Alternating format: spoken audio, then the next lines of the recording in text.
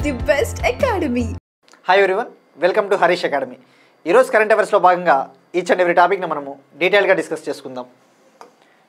ఇవాళ మన first topic Nelson Mandela Prize 2025. United Nations ఐక్యరాజ్య సమితి 5 ఏళ్లకు ఒకసారి for every 5 years Nelson Mandela ప్రైజ్ను ఇవ్వడం జరుగుతుంది. ఈ అవార్డును ఎవరైతే ప్రజలు హ్యుమానిటీకి సేవలు చేసి ఉంటారో, ప్రజలకు సేవలు చేసి ఉంటారో, ముఖ్యంగా సోషల్ సర్వీస్ కావచ్చు, హెల్త్ రంగంలో, అటువంటి రంగాల్లో ప్రజలకు బెస్ట్ సర్వీసెస్ అందించి ఉంటారో అటువంటి వాళ్లకు ఈ అవార్డు ఇవ్వడం జరుగుతుంది. తొలిసారిగా ఈ అవార్డును 2015లో యునైటెడ్ నేషన్స్ ఇచ్చింది. ఇప్పుడు 2025 గాను ఈ అవార్డు ఎవరికి వచ్చిందో మనం తెలుసుకోవాలి. ఈ సంవత్సరం ఇద్దరికి లభించింది. ఇద్దరు ప్రజాసేవకు చేసిన గుర్తింపుగా ఈ అవార్డుని ఇవ్వడం జరిగింది. ఒకరు వచ్చేసి కెనడా దేశానికి చెందిన, కెనడా కంట్రీకి చెందిన మిసెస్ బ్రెండా రెనాల్డ్స్ అనే ఆమెకు ఈ అవార్డు లభించింది. ఈమెతో పాటు కెన్యాకు చెందిన కెన్నెడీ ఒడెడే అనే వ్యక్తికి ఈ అవార్డు లభించింది. సో ఇక్కడ గుర్తుపెట్టుకోవాల్సింది, వీళ్ళిద్దరూ కూడా ప్రజాసేవ చేశారు, హ్యూమన్ సర్వీసెస్. ఈమె సోషల్ వర్కర్. ఇక నెల్సన్ మండేలా విషయానికి వస్తే ఈయన సౌత్ ఆఫ్రికా మాజీ అధ్యక్షుడు, former president of south Africa. ఇటీవలే మనం డిస్కస్ చేసుకున్నాం. నెల్సన్ మండేలా గారికి భారతదేశ అత్యున్నత పౌర పురస్కారం భారతరత్న అవార్డుని 1990లో భారతరత్నను నెల్సన్ మండేలా గారికి భారత ప్రభుత్వం బహుకరించింది. ఈ భారతరత్న అవార్డు అందుకున్న రెండవ ఫారినరు నెల్సన్ మండేలా అని చెప్పేసి కూడా మనం గతంలో డిస్కస్ చేసుకున్నాం. ఇక యునైటెడ్ నేషన్స్ విషయానికి వస్తే ఐక్యరాజ్య సమితి, దీనికి ప్రస్తుతం చీఫ్ వచ్చేసి ఆంటోనియో గుటెరస్. యునైటెడ్ నేషన్స్ ఐక్యరాజ్య సమితి 1945 అక్టోబర్ 24న ఏర్పాటైంది. 1945 అక్టోబర్ 24న. దీని హెడ్ క్వార్టర్స్, ప్రధాన కార్యాలయము న్యూయార్క్, అమెరికా. ఇందులో 193 మెంబర్ స్టేట్స్ ఉన్నాయి. ఆ విషయం గుర్తుపెట్టుకోండి. యునైటెడ్ నేషన్స్లో టోటల్ మెంబర్ కంట్రీస్ ప్రస్తుతం 193. ఇక ఈ అవార్డుని నెల్సన్ మండేలా ప్రైజ్ 2025ని అవార్డుని అనౌన్స్ చేసింది Nelson Mandela international day. Every year కూడా ప్రతి సంవత్సరము ఒక రోజుని నెల్సన్ మండేలా దినోత్సవంగా జరుపుకుంటుంది యునైటెడ్ నేషన్స్. జూలై 18th, ప్రతి సంవత్సరం జూలై 18ని నెల్సన్ మండేలా ఇంటర్నేషనల్ డేగా యునైటెడ్ నేషన్స్ సెలబ్రేట్ చేసుకుంటుంది. సో ఇక్కడ గుర్తుపెట్టుకోవాల్సింది, ఎగ్జామ్ పాయింట్ ఆఫ్ వ్యూలో ఈ అవార్డు ఈ ఇయర్ ఎవరికి వచ్చింది. నెక్స్ట్ వన్, ఇంటర్నేషనల్ రిలేషన్స్ సంబంధించి తూర్పు కాంగో దేశంలో కాల్పుల విరమణ ఒప్పందం. Democratic Republic of the Congo, ఇది ఆఫ్రికన్ నేషన్. ఇది ఆఫ్రికా ఖండంలోని ఒక దేశం అని చెప్పవచ్చు. ఇక్కడ రిపబ్లిక్ ఆఫ్ ద కాంగో అనే ఒక కంట్రీ ఉంటుంది. తూర్పు దిక్కున ఈస్టర్న్ సైడ్న Democratic Republic of the Congo ఉంటుంది. ఈ డెమోక్రటిక్ రిపబ్లిక్ ఆఫ్ ద కాంగోని తూర్పు కాంగోగా కూడా పిలుస్తారు. ఈ Democratic Republic of the Congo లేదా తూర్పు కాంగోలో గత కొన్ని దశాబ్దాల నుంచి కూడా అక్కడ ఒక ఇంటర్నల్ కాన్ఫ్లిక్ట్, అంతర్యుద్ధం నడుస్తూ ఉంది. అక్కడ ఆ దేశంలో ప్రభుత్వ ఫోర్సెస్కి, గవర్నమెంట్ ఫోర్సెస్కి, అలానే పక్కనే నైబర్ కంట్రీ రువాండా అనే ఒక దేశం ఉంది. ఇక్కడ అబ్జర్వ్ చేస్తే మ్యాప్లో రువాండా అనేది ఒక బార్డర్ కంట్రీ.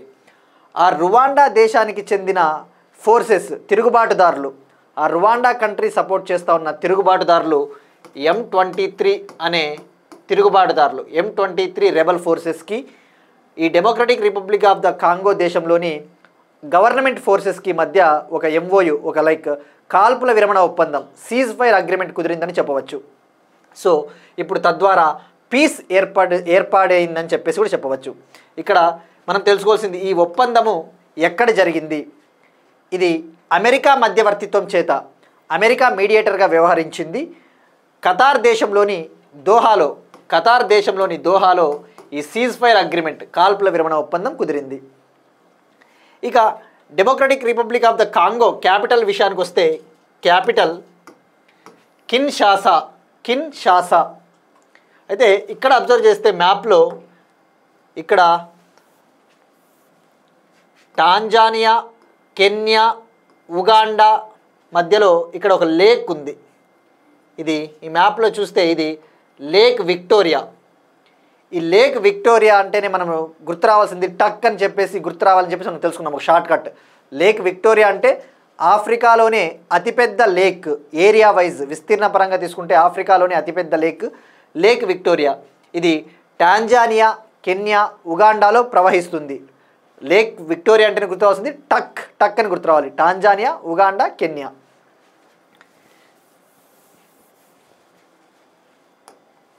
నెక్స్ట్ వన్, టిబెట్లో బ్రహ్మపుత్ర నదిపై ప్రపంచంలోనే అతిపెద్ద ఆనకట్ట నిర్మాణాన్ని ప్రారంభించిన చైనా.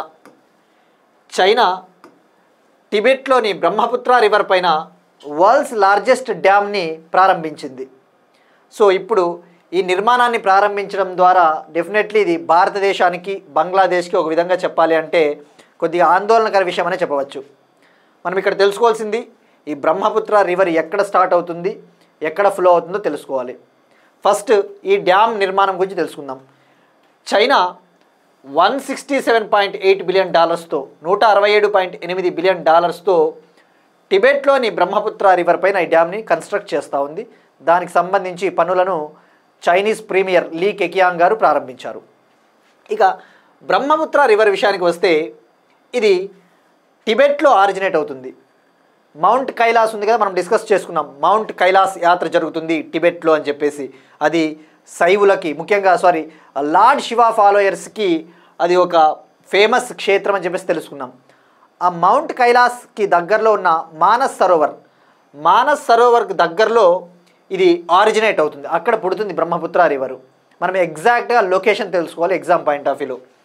ఇది టిబెట్లోని మౌంట్ కైలాస్కి దగ్గరలో ఉన్న చెమాయుంగ్డంగ్ గ్లేసియర్, చెమాయంగ్డంగ్ అనే ఒక గ్లేసియర్, ఒక హిమనీపాతము, చెమాయంగ్డంగ్ గ్లేసియర్లో ఈ బ్రహ్మపుత్ర రివరు అక్కడ పుడుతుంది, ఆరిజినేట్ అవుతుంది. అయితే ఇది బంగ్లాదేశ్లో ఒక రకంగా దీన్ని పిలుస్తారు, ఇండియాలో ఒక రకమైన పేరుతో పిలుస్తారు, టిబెట్లో ఒక రకమైన పేరుతో పిలుస్తారు. టిబెట్ అనేది చైనాకు చెందిన ప్రాంతమే. అది అటానమస్ రీజన్ అయినప్పటికీ చైనా ఇది మా కంట్రీనే, మా భూభాగంలో భాగమని చెప్తూ ఉంటుంది. సో ఇప్పుడు ఇది ఎక్కడ పుడుతుందో తెలుసుకున్నాం. దీని పేరు బంగ్లాదేశ్లో ఏమంటారు, ఇండియాలో ఏమంటారు, టిబెట్లో ఏమంటారు తెలుసుకోవాలి. ఇక్కడ అబ్జర్వ్ చేస్తే మ్యాప్లో టిబెట్లో ఇక్కడ యార్లాంగ్ సాంగ్పో అనేది ఒక పేరుంది.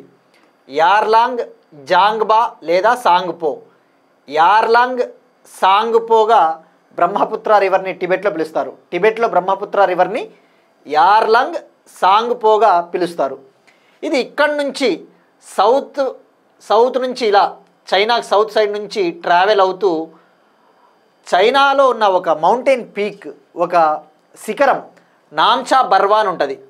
మీరు ఎన్సీఆర్టీ జాగ్రఫీ చదివితే ఇవన్నీ కూడా డీటెయిల్గా ఉంటాయి. ఇక్కడ నామ్చా బర్వా అనే ఒక శిఖరం దగ్గర ఇది యూటర్న్ తీసుకుంటుంది. యూటర్న్ తీసుకొని ఇండియాలోకి ఎంటర్ అవుతుంది, అరుణాచల్ ప్రదేశ్లోకి ఎంటర్ అవుతుంది. ఇండియాలోకి ఎంటర్ అయిన తర్వాత దీన్ని దిహాంగ్ రివర్గా పిలుస్తారు. అరుణాచల్ ప్రదేశ్లోకి ఎంటర్ అయిన తర్వాత ఈ బ్రహ్మపుత్ర రివర్ని దిహాంగ్ రివర్గా పిలవడం జరుగుతుంది. వన్స్ దిహాంగ్ రివర్గా అరుణాచల్ ప్రదేశ్లోకి ఎంటర్ అయిన తర్వాత ఇది భారతదేశంలోని అస్సాంలో ఉన్న లోహిత్ రివరు, లోహిత్ నది, అలానే అరుణాచల్ ప్రదేశ్లో ఉన్న మరో నది దిబాంగ్ రివర్తో కలిసి ఈ దిహాంగ్ రివర్ కాస్త బ్రహ్మపుత్ర రివర్గా ఫార్మ్ అవుతుంది, బ్రహ్మపుత్ర నదిగా మారుతుంది. ఇక బంగ్లాదేశ్లో ఈ రివర్ని జమునా రివర్గా పిలుస్తారు. గుర్తుపెట్టుకోండి, బంగ్లాదేశ్లో బ్రహ్మపుత్ర రివర్ని జమునా రివర్గా పిలుస్తారు.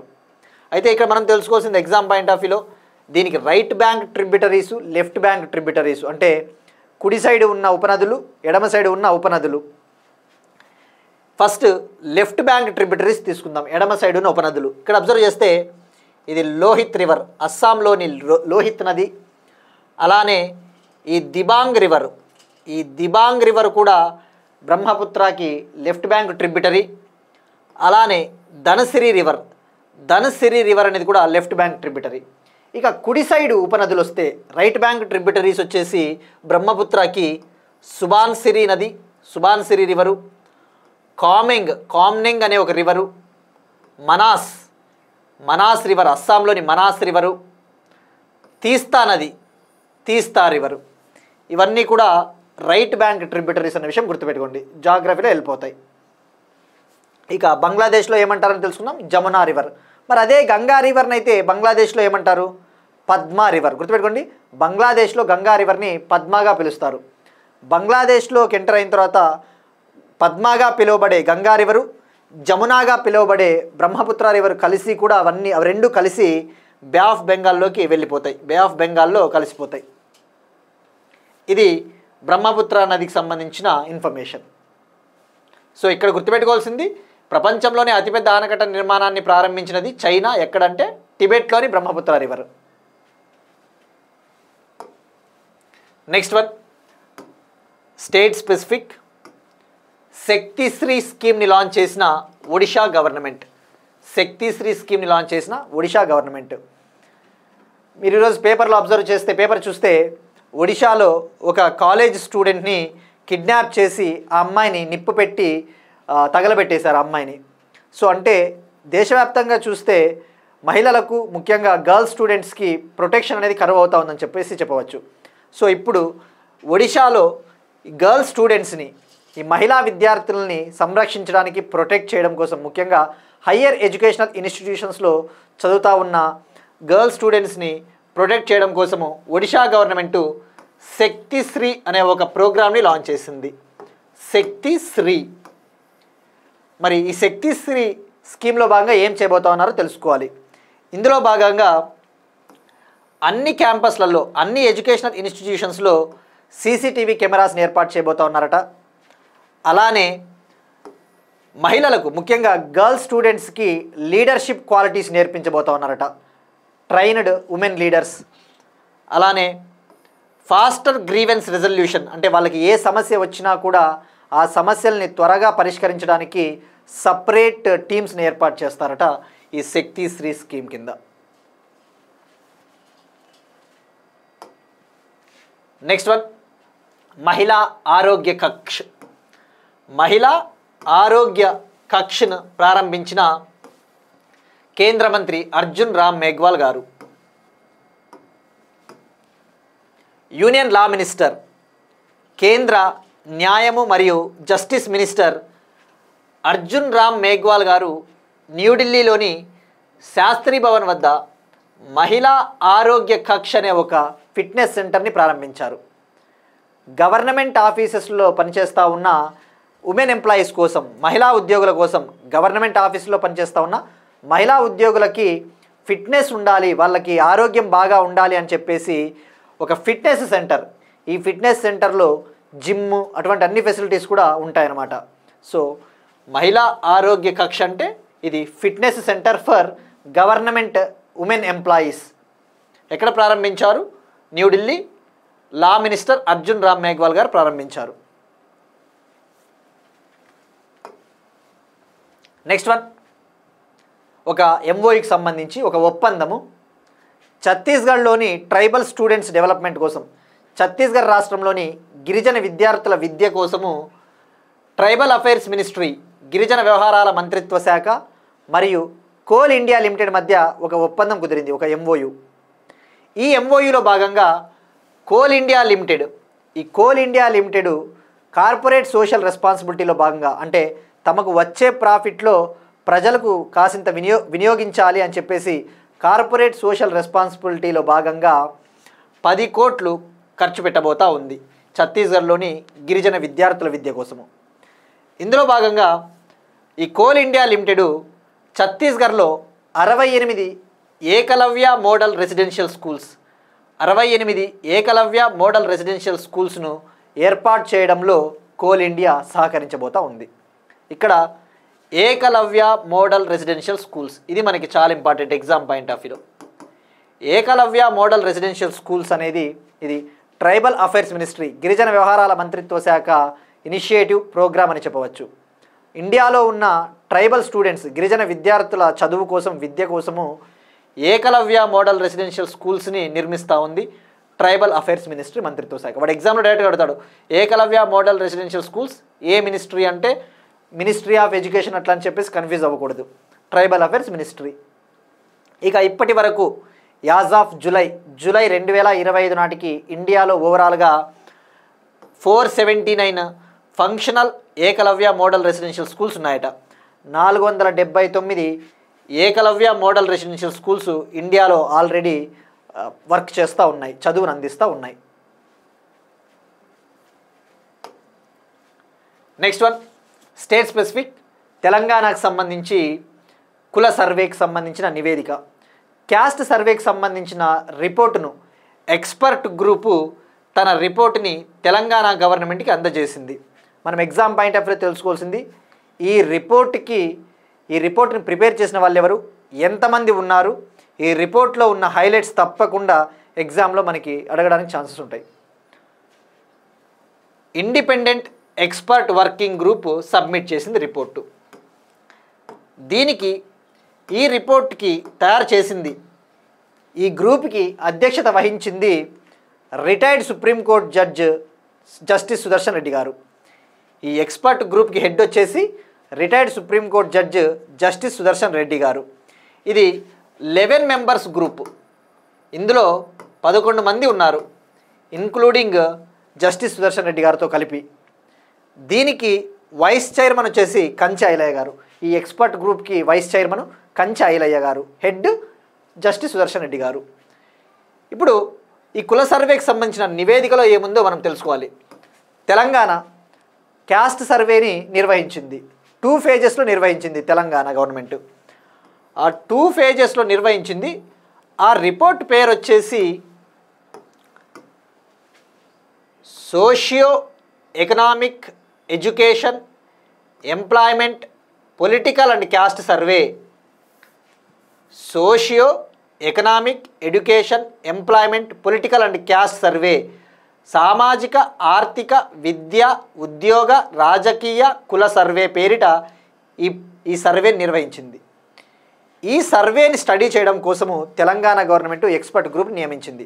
అసలు ఈ సర్వే విషయాలు ఎలా ఉన్నాయి, ఈ శాస్త్రీయబద్ధంగా కొలవండి, ఈ తెలంగాణలో ఉన్న బ్యాక్వర్డ్ క్యాస్ట్లు వెనుకబాటు కులాలలో ఉన్న వెనుకబాటుతనాన్ని శాస్త్రీయంగా సైంటిఫిక్గా కొలవండి, మెజర్ చేయండి అని చెప్పేసి తెలంగాణ గవర్నమెంట్ 11 మెంబర్స్ కమిటీని వేసింది. ఇప్పుడు ఆ రిపోర్ట్ ఇచ్చారు.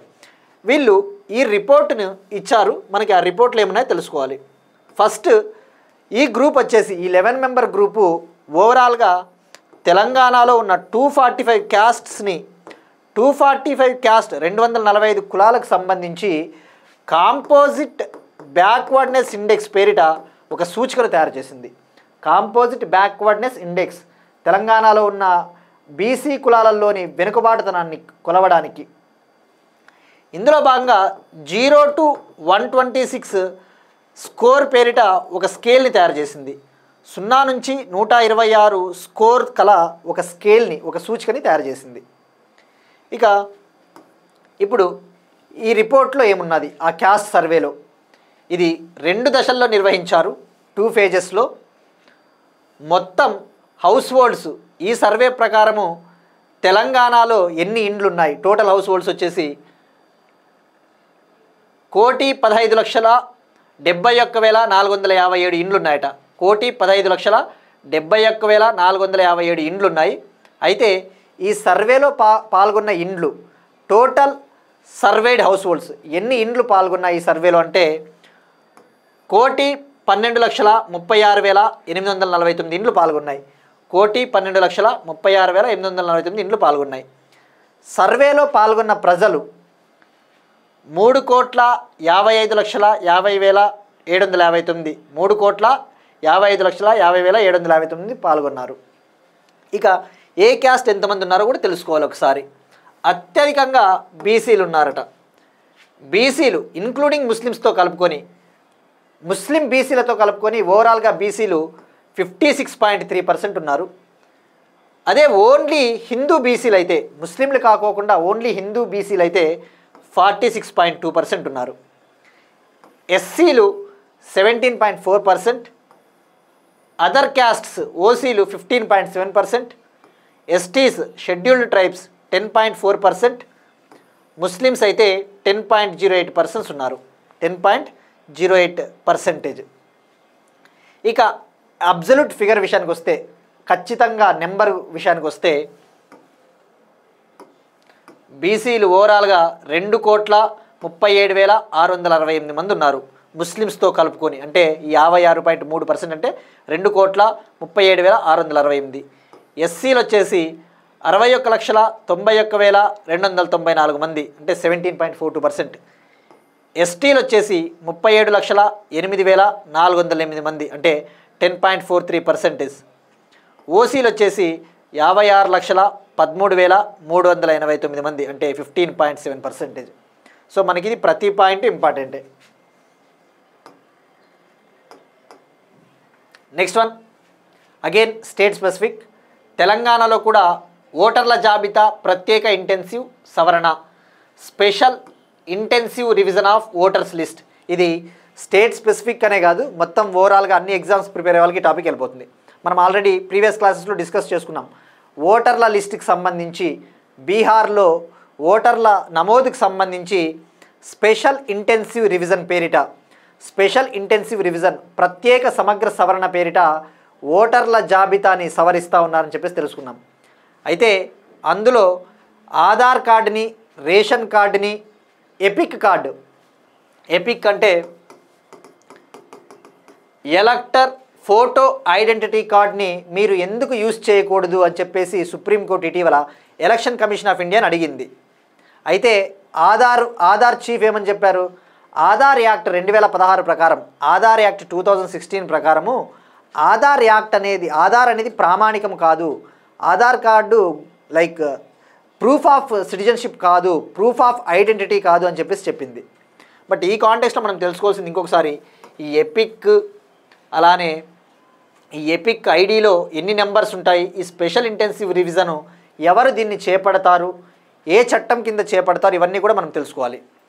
First special Intensive Revision of voters list విషయానికి వస్తే, ఇది ఇండియాలో ఎలక్షన్ కమిషన్ ఆఫ్ ఇండియా, భారత ఎన్నికల సంఘము ఆర్టికల్ 324 పవర్స్ను ఉపయోగించి, ఆర్టికల్ 324 పార్ట్ 15 కదా ఎలక్షన్ కమిషన్ ఆఫ్ ఇండియా అంటే, పార్ట్ 15 ఆర్టికల్ 324 నుంచి 329 వరకు ఎలక్షన్ కమిషన్ ఆఫ్ ఇండియా గురించి తెలుపుతుంది.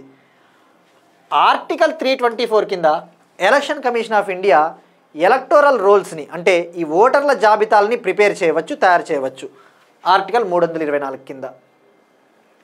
ఇది ఎవ్రీ ఇయర్ చెయ్యరు, ఈ ఎప్పుడో 5 ఏళ్ళకి ఒకసారి, 15 ఏళ్ళకి ఒకసారి, 20 ఏళ్ళకి ఒకసారి చేస్తారు.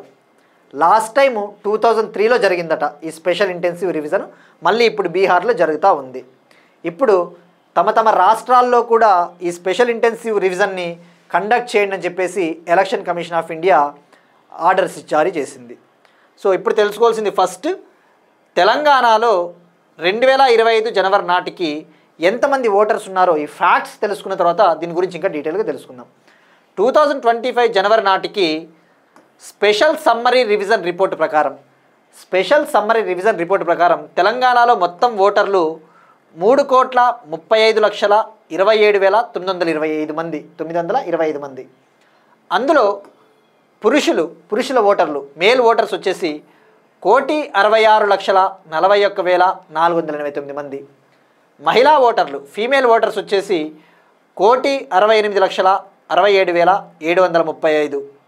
ఇతరులు వచ్చేసి అంటే ట్రాన్స్జెండర్స్ అటువంటి వాళ్ళు 2,829 మంది ఉన్నారు. సర్వీస్ ఓటర్లు వచ్చేసి 15,872 మంది ఉన్నారు. అంటే ఇక్కడ దీన్ని బట్టి అబ్జర్వ్ చేస్తే ఫీమేల్ ఓటర్స్ ఎక్కువగా ఉన్నారు తెలంగాణలో, మహిళా ఓటర్లు ఎక్కువగా ఉన్నారు. ఈ పాయింట్ గుర్తుపెట్టుకోండి. ఇక ఇప్పుడు అసలు ఈ స్పెషల్ ఇంటెన్సివ్ రివిజన్ విషయానికి వద్దాం. బీహార్లో జరుగుతూ ఉంది, ప్రతిపక్ష పార్టీలు కూడా దీన్ని తప్పుపడతా ఉన్నాయి. మీరు ఓటర్ల జాబితా పేరిట లైక్ చాలామంది ఓటర్లను తొలగించేస్తూ ఉన్నారు అని చెప్పేసి చెప్తా ఉన్నారు. అయితే ఎలక్షన్ కమిషన్ ఆఫ్ ఇండియా ఏమని చెప్తుంది, ఈ స్పెషల్ ఇంటెన్సివ్ రివిజన్ అనేది ఇండియాలో ఉన్న బోగస్ ఓటర్స్ని, ఫేక్ ఓటర్ ఐడీలను, ఫేక్ ఓటర్లను తొలగించడానికి హెల్ప్ అవుతుంది అని చెప్పేసి చెప్తా ఉన్నారు. మరి స్పెషల్ ఇంటెన్సివ్ రివిజను ఏ చట్టం కింద కండక్ట్ చేస్తారు అంటే representation of people act 1950, representation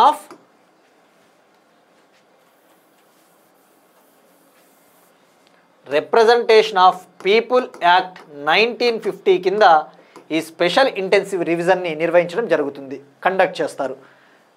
ఇక ఈ స్పెషల్ ఇంటెన్సివ్ రివిజన్ని కండక్ట్ చేయడానికి భారత ఎన్నికల సంఘము 11 రకాల గుర్తింపు కార్డులను యూజ్ చేస్తుందని చెప్పేసి మనం తెలుసుకున్నాం. 11 టైప్స్ ఆఫ్ ఐడెంటిటీ కార్డ్స్ని యూజ్ చేస్తుందని చెప్పేసి మనం తెలుసుకున్నాం. అయితే ఇందులో ఆధార్ కార్డు, రేషన్ కార్డు, ఈ epic card, ఎలక్టర్ photo identity card అనేది లేదు. అదే ఇప్పుడు సుప్రీంకోర్టు అయినా ప్రతిపక్షాలైనా ఎందుకు అంతగా రాద్ధాంతం చేస్తూ ఉన్నాయంటే, అసలు ఆధార్ కార్డు లేకపోవడం ఏంటి? ఇక సుప్రీంకోర్టు జడ్జి అయితే చెప్పారు, అసలు మనం క్యాస్ట్ సర్టిఫికేట్ తీసుకోవాలన్నా కూడా ఆధార్ కార్డుని ప్రామాణికంగా చూపుతాం కదా, మరి మీరు ఓటర్ లిస్ట్ ప్రిపేర్ చేయాలి అంటే మీరు ఆధార్ కార్డుని ఎందుకు ప్రామాణికంగా తీసుకోవటం లేదని చెప్పేసి సుప్రీంకోర్టు ప్రశ్నించింది ఎలక్షన్ కమిషన్ ఆఫ్ ఇండియాని. సరైన రీజన్స్ చెప్పండి అని చెప్పేసి కూడా చెప్పింది. మీరు చేస్తూ ఉన్న ఈ స్పెషల్ ఇంటెన్సివ్ రివిజన్ టైమింగ్ అనేది కరెక్ట్ కాదు. ఇది చేపట్టండి, ఈ సవరణ, ఓటర్ల జాబితా సవరణ చేపట్టండి, కానీ ఎలక్షన్ 4-5 నెలల ముందు చేయడం ఏంటి? మీకు నచ్చిన వాళ్ళ ఓట్లు ఉంచుతారు, నచ్చని వాళ్ళు తీసేయచ్చేమో కదా అన్నట్టుగా కూడా సందేహాలు వెలిబుచ్చింది. మరి ఇప్పుడు ఎపిక్ కార్డు గురించి కూడా తెలుసుకోవాలి. డెఫినెట్లీ ఎగ్జామ్ పాయింట్ ఆఫ్ వ్యూలో పాలిటీలో ఇవన్నీ అడుగుతాడు. ఎపిక్ కార్డు ఏంటి? సుప్రీంకోర్టు చెప్పిన ఎపిక్ కార్డు ఏంటి? ఇది 1993లో ఎన్నికల సంఘం తీసుకొని వచ్చింది. ఎపిక్ అంటే ఎలక్టర్ ఫోటో ఐడెంటిటీ కార్డు. ఇది ఒక గుర్తింపు కార్డు. దీనిపైన ఓటర్కి సంబంధించిన అడ్రస్సు, అతని ఇల్లు, వాళ్ళ పేరెంట్స్, ఆ టైప్ ఆఫ్ బేసిక్ డీటెయిల్స్ ఉంటాయి. ఈ ఎపిక్ కార్డు కింద ఒక సాఫ్ట్వేర్ను ఉపయోగించి, ఈరోనెట్ అనే ఒక సాఫ్ట్వేర్ను ఉపయోగించి ఎపిక్ ఐడిని కూడా జనరేట్ చేస్తుంది ఎలక్షన్ కమిషన్ ఆఫ్ ఇండియా.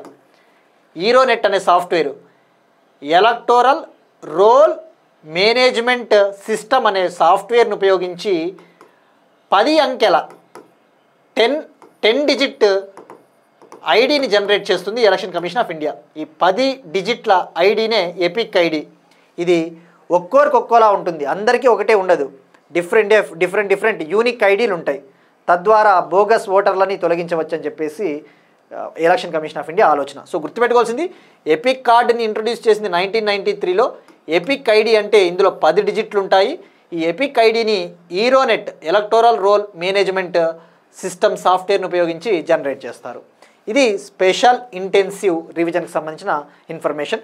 ఇక స్పెషల్ ఇంటెన్సివ్ రివిజన్, ఈ ఓటర్ల జాబితా సవరణ తొలిసారిగా 1952లో జరిగింది. 1952 టు 1956 అరౌండ్ ఆ మధ్యన జరిగింది.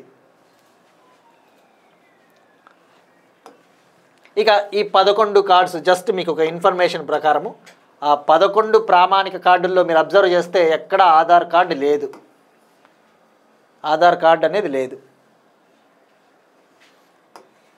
ఇప్పుడు ఒక క్వశ్చన్ చూద్దాం. ఇది మనం ఇటీవల డిస్కస్ చేసుకున్నది. భారత్తో సంబంధాల బలోపేతం కోసం ఇటీవల ఏ దేశం మైత్రి అవార్డుల్ని ప్రదానం చేసింది? ఇటీవల ఒక కంట్రీ భారత్తో సంబంధాల బలోపేతం కోసం, to strengthen relations with India, వివిధ రంగాల్లో సేవలు చేసిన వాళ్ళకి, బిజినెస్ రంగము, టెక్నాలజీ రంగం, అటువంటి రంగాల్లో సేవలు చేసిన వారికి 34 మైత్రి అవార్డుల్ని ఒక కంట్రీ ప్రదానం చేసింది. ఆ కంట్రీ ఏది? Option A Singapore, option B UK, option C Australia, option D Maldives. So ఇది ట్రై చేయండి. ఇక నిన్న అడిగిన క్వశ్చన్ వచ్చేసి, ఈస్టర్న్ లడఖ్లో, తూర్పు లడఖ్లో 15,000 ఫీట్ల ఎత్తులో ఒక మిసైల్ని డిఆర్డిఓ సక్సెస్ఫుల్గా లాంచ్ చేసింది. ఆ మిసైల్ పేరు ఏంటి అంటే Akash prime missile. Akash prime missile ఇది సర్ఫేస్ టు ఎయిర్ మిసైల్ అని చెప్పవచ్చు. ఆకాష్ మిసైల్కి అప్గ్రేడెడ్ వర్షన్ అని చెప్పవచ్చు. ఇది హై ఆల్టిట్యూడ్లో, ఎక్కువ ఎత్తులో దీన్ని డిప్లాయ్ చేస్తారు, ఏర్పాటు చేస్తారు. ఆకాష్ ప్రైమ్ మిసైల్, దీని రేంజ్ వచ్చేసి 25 నుంచి 30 కిలోమీటర్లు దీని రేంజ్. ఇక త్రిశూల్, ఇది Integrated Guided Missile Development Programme 1983లో భాగము. త్రిశూల్ వచ్చేసి short range surface to air missile. Short range surface to air missile. Prithvi 2, ఇది short range surface to surface missile. దీని రేంజ్ వచ్చేసి 350 కిలోమీటర్లు ఆ టైప్లో ఉంటుంది రేంజ్. ఇటీవల డిఆర్డిఓ సక్సెస్ఫుల్గా పరీక్షించింది. నాగ్ వచ్చేసి థర్డ్ జనరేషన్, 3వ generation anti tank guided missile. Fire and forget principle ఆధారంగా ఇది పనిచేస్తుంది. నెక్స్ట్ వన్ ఎకానమీకి సంబంధించి భారత్ ఎఫ్టా స్వేచ్ఛా వాణిజ్య ఒప్పందం. అక్టోబర్ 1 నుండి అమల్లోకి భారత్ ఎఫ్టా స్వేచ్ఛా వాణిజ్య ఒప్పందం వస్తుందని చెప్పేసి union commerce minister Piyush Goyal గారు ప్రకటించారు. ఎఫ్టా ఇక్కడ అబ్జర్వ్ చేస్తే ఇది ఒక టర్మ్ ఎఫ్టా. మనం జనరల్గా యూరోపియన్ యూనియన్, యూరోజోన్ గురించి ఇటీవల డిస్కస్ చేసుకున్నాం. ఈ ఎఫ్టా అంటే European Free Trade Association. European Free Trade Association. ఇందులో 4 కంట్రీలు ఉంటాయి. 4 కంట్రీలు. ఆ కంట్రీలు వచ్చేసి Iceland, Norway, Liechtenstein country, Switzerland country. Liechtenstein అని కూడా అనవచ్చు ఈ కంట్రీ పేరుని. ప్రొనౌన్సియేషన్ డిఫరెంట్గా ప్రొనౌన్స్ చేయవచ్చు. స్విట్జర్లాండ్. ఈ 4 కంట్రీలు ఇందులో భాగము ఎఫ్టాలో. 2024 మార్చ్లో ఇండియా ఈ 4 కంట్రీలకు చెందిన ఈ ఎఫ్టాతో ఒక ఫ్రీ ట్రేడ్ అగ్రిమెంట్ని కుదుర్చుకునింది. ఫ్రీ ట్రేడ్ అగ్రిమెంట్, స్వేచ్ఛా వాణిజ్య ఒప్పందము. దాని పేరే Trade and Economic Partnership Agreement. Trade and Economic Partnership Agreement ఏ కంట్రీలు అంటే ఇండియా, ఎఫ్టా. ఇది 2024 మార్చ్లో కుదిరింది. ఇప్పుడు అక్టోబర్ 1 నుంచి అమల్లోకి వస్తుందని చెప్పేసి చెప్పారు. మరి ఈ ఒప్పందం వల్ల ఏం జరగబోతా ఉంది, భారతదేశానికి ఏం లాభం అంటే, ఈ స్వేచ్ఛా వాణిజ్య ఒప్పందం వల్ల ముఖ్యంగా స్విట్జర్లాండ్ నుంచి మనం ఎక్కువగా డైమండ్స్, పాలిష్ చేసిన డైమండ్స్, వాచీలు, స్విట్జర్లాండ్ వాచీస్, అటువంటివి కొన్ని ఇంపార్టెంట్ లగ్జరీ ప్రోడక్ట్స్ మనం ఇంపోర్ట్ చేసుకుంటూ ఉంటాం, దిగుమతి. ఇప్పుడు ఇండియాలోకి సుంకం లేకుండా, అంటే భారత్ ఎటువంటి ట్యాక్స్ విధించదు. ఫ్రీ ట్రేడ్ అగ్రిమెంట్ అంటేనే సుంకం విధించదు. తద్వారా మనకి అవసరమైన ప్రోడక్ట్స్ అందుతాయి, వాళ్ళకు కూడా ఎకానమీ ఇంప్రూవ్ అవుతుంది. ఇక దీంట్లో భాగంగా ఈ ఫ్రీ ట్రేడ్ అగ్రిమెంట్లో భాగంగా ఈ 4 కంట్రీలు రాబోయే 15 ఏళ్లలో కమింగ్ నెక్స్ట్ 15 years ఈ 4 కంట్రీలు ఇండియాలో $100 బిలియన్ ఇన్వెస్ట్ చేయబోతా ఉన్నాయట. $100 బిలియన్ ఇండియాలో ఇన్వెస్ట్ చేయబోతా ఉన్నాయి. సో ఇక్కడ గుర్తుపెట్టుకోవాల్సింది ఇండియా ఎఫ్టా ఫ్రీ ట్రేడ్ అగ్రిమెంట్, ఈ 4 కంట్రీలు. ఇక యూరోపియన్ యూనియన్ అంటే 27 కంట్రీలు ఉంటాయి. ఆ విషయం గుర్తుపెట్టుకోండి, 27 కంట్రీస్. ఇక యూరోజోన్ అంటే 21వ కంట్రీగా ఇటీవల బల్గేరియా జాయిన్ అయిందని తెలుసుకున్నాం. యూరోజోన్ అంటే ఆ 21 దేశాలు కూడా తమ దేశాల కరెన్సీల ప్లేస్లో యూరో కరెన్సీనే ఇక నుంచి ఉపయోగిస్తాయి. అదే యూరోజోన్. యూరోజోన్లో 21వ కంట్రీగా బల్గేరియా ఇటీవల జాయిన్ అయింది. సో కన్ఫ్యూజ్ అవుతుంది. Eurozone, European union, European Free Trade association. Next one automotive Mission plan 2047. Ministry of Heavy industries, భారీ పరిశ్రమల మంత్రిత్వ శాఖ ఆటోమోటివ్ మిషన్ ప్లాన్ని లాంచ్ చేసింది. Automotive Mission plan 2047. దీని ముఖ్య ఉద్దేశం ఇండియాని ఆటోమోటివ్ ఇండస్ట్రీలో లీడర్గా తీర్చిదిద్దడం. ఆటోమొబైల్ ఇండస్ట్రీ, కార్ల ఇండస్ట్రీ, ఎలక్ట్రిక్ వెహికల్ ఇండస్ట్రీ, ఇటువంటివన్నీ కూడా ఈ ఆటోమొబైల్ ఇండస్ట్రీలో ఇండియాని అగ్రస్థానంలో టాప్ ప్లేస్లో నిలబెట్టడమే ఈ ఆటోమోటివ్ మిషన్ ప్లాన్ ముఖ్య ఉద్దేశం. ఆల్రెడీ గతంలో ministry of Heavy industries automotive Mission plan 2016 నుంచి 2020 వరకు ఒక ప్లాన్ గతంలో రిలీజ్ చేసింది. Automotive Mission plan 2016 to 2026. అయితే దీని పర్పస్, దీని ఆబ్జెక్టివ్, దీని ముఖ్య ఉద్దేశం ఏంటంటే టాప్ 3లో ఇండియా ఆటోమోటివ్ ఇండస్ట్రీని ఉంచేలా చేయడము. బట్ ఇప్పుడు దీని ఉద్దేశం 2047ది టాప్ ప్లేస్లో నిలిచాలి. ఇక ఫస్ట్ వచ్చేసి ప్రపంచంలో వరల్డ్స్ లార్జెస్ట్ ఆటోమొబైల్ మార్కెట్, ప్రపంచంలోనే అగ్రస్థానంలో ఉన్న ఆటోమొబైల్ కంట్రీ వచ్చేసి చైనా ఫస్ట్ ప్లేస్లో ఉంది. సెకండ్ అమెరికా ఉంది. ప్రస్తుతం థర్డ్ ప్లేస్లో ఇండియా ఉంది. ఇక ఇప్పుడు ఈ ఆటోమోటివ్ మిషన్ ప్లాన్లో భాగంగా, ఆటోమోటివ్ మిషన్ ప్లాన్ 2047లో భాగంగా 7 సబ్ కమిటీలు, 7 సబ్ కమిటీసు ఏర్పాటు చేశారు. ఆ సబ్ కమిటీలలో డిఫరెంట్ మినిస్ట్రీలకు చెందిన ఎక్స్పర్ట్స్ ఉంటారు, ఇండస్ట్రీకి చెందిన ఎక్స్పర్ట్స్ ఉంటారు, గవర్నమెంట్కి చెందిన ఎక్స్పర్ట్స్, అకాడమిక్ ఎక్స్పర్ట్స్ అందరూ కూడా వాళ్ళ ఆలోచనలను ఇవ్వడం జరుగుతుంది. ఇవి టార్గెట్స్ పెట్టుకునిందనమాట. 2030, 2037, 2047 అని చెప్పేసి, అంటే రివ్యూ చేయాలా 2030 కల్లా మనం ఎంత గ్రోత్ సాధించాము, 2037 కల్లా మనము కొన్ని టార్గెట్స్ పెట్టుకుంటారు. 2037 కల్లా ఒక టార్గెట్, 47 కల్లా ఫైనల్ టార్గెట్. సో ఓవరాల్గా ఫేజ్ వైజ్ 3 ఫేజ్లలో ఈ ఆటోమోటివ్ మిషన్ ప్లాన్ని ఇంప్లిమెంట్ చేయబోతా ఉన్నారు, అమలు చేయబోతా ఉన్నారు అని చెప్పేసి మనం చెప్పవచ్చు. సో ఇది ఎవరు లాంచ్ చేశారంటే గుర్తుపెట్టుకోండి, మినిస్ట్రీ ఆఫ్ హెవీ ఇండస్ట్రీస్, భారీ పరిశ్రమల మంత్రిత్వ శాఖ. దీనికి ప్రస్తుతం మంత్రి ఎవరున్నారు? హెచ్డి కుమారస్వామి గారు, కర్ణాటకకు చెందిన ఆయన.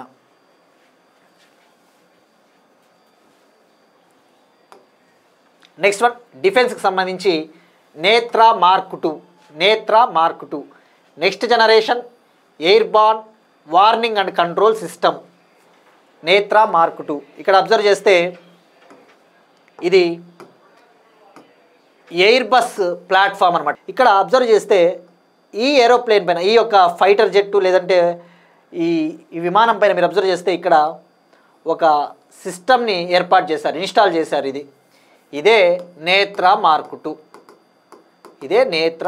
2. ఇది airborne warning and control system next generation. ఇది ఏం చేస్తుందంటే ఇందులో రేడార్లు, యాంటెనాలు ఇవన్నీ ఉంటాయి అన్నమాట, ఎలక్ట్రానిక్ అరేస్ అన్నీ కూడా. ఇది ఫారిన్ కంట్రీస్కు చెందిన ఏరియల్ థ్రెట్స్ని, విదేశాలకు చెందిన ఏరియల్ థ్రెట్స్, గాల్లో వస్తాయి కదా థ్రెట్స్, ఆ ముప్పులని ముందుగానే పసిగడుతుంది, డిటెక్ట్ చేస్తుంది. సో ఇక్కడ గుర్తుపెట్టుకోండి, ఇదంతా కాదు నేత్రా 2 అంటే. ఈ ఏరోప్లైన్ పైన ఏర్పాటు చేసినది, ఇన్స్టాల్ చేసిన ఈ సిస్టమ్ నేత్రా 2. ఇక దీన్ని ఎయిర్బస్ A321 ప్లాట్ఫామ్ పైన ఇన్స్టాల్ చేస్తారట, అంటే ఈ యుద్ధ విమానాలపైన. సో ఇప్పుడు ఇది ఇండియన్ ఎయిర్ ఫోర్స్కి ఇది ఒక చాలా కెపాసిటీని పెంచుతుంది అని చెప్పొచ్చు. వీటిని ఇండిజినస్గా అభివృద్ధి చేయబోతా ఉన్నాం. స్వదేశీయంగా DRDO భారతదేశంలోని ఇతర కంపెనీలతో కలిసి వీటిని ఏర్పాటు చేయబోతోంది ఈ సిస్టమ్స్ని. దీనికి సంబంధించి 20,000 crore ప్రాజెక్టుని ఆమోదం చేసింది, 20,000 కోట్ల ప్రాజెక్టుకి ఆమోదం తెలిపింది. ఇక DRDO విషయానికి వస్తే ఇది 1958లో ఏర్పాటైంది. దీనికి ప్రస్తుతం చీఫ్, DRDO చీఫ్ సమీర్ వి కామత్ గారు. దీని హెడ్ క్వార్టర్స్ న్యూఢిల్లీ. గుర్తుపెట్టుకోండి, దీని హెడ్ క్వార్టర్స్ న్యూఢిల్లీ. ఇది మినిస్ట్రీ ఆఫ్ డిఫెన్స్ కింద ఉండే, డిఫెన్స్ మంత్రిత్వ శాఖ కింద ఉండే ఒక డిఫెన్స్ R&D ఆర్గనైజేషన్ అని చెప్పవచ్చు. నెక్స్ట్ వన్, హెల్త్కి సంబంధించి భారతదేశపు మొట్టమొదటి స్వదేశీ malaria vaccine and falsi wax. ఇది భారతదేశము స్వదేశీయంగా ఇండిజీనస్గా తయారు చేస్తూ ఉన్న మలేరియా వ్యాక్సిన్. ఇక మలేరియా అంటే ఫస్ట్ గుర్తు రావాల్సినది, ఇది ఒక ప్రోటోజోవా పారాసైటు ప్లాస్మోడియం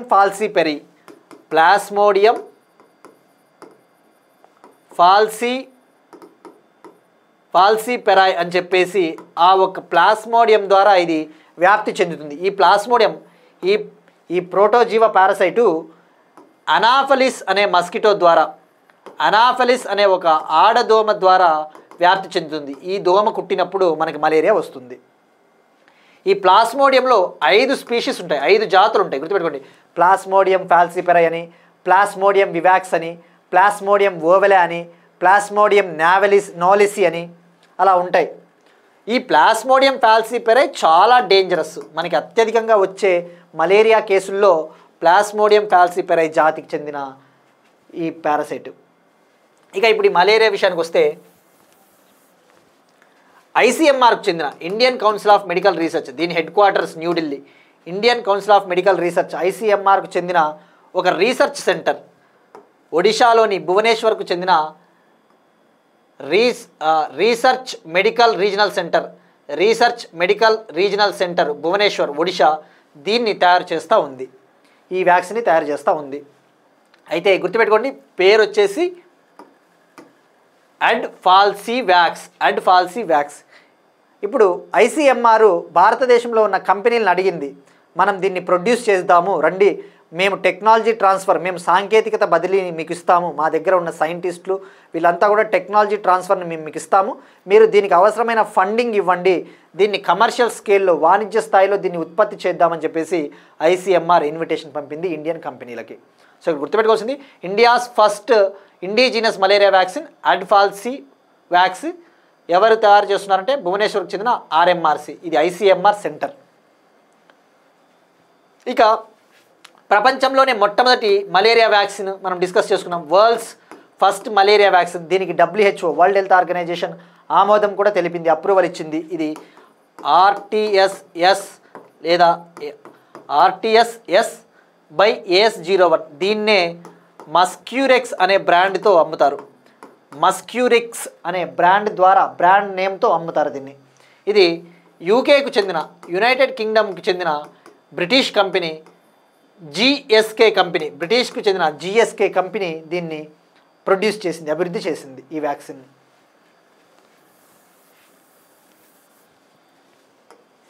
నెక్స్ట్ వన్, ట్రచోమా రహిత దేశంగా సెనెగల్.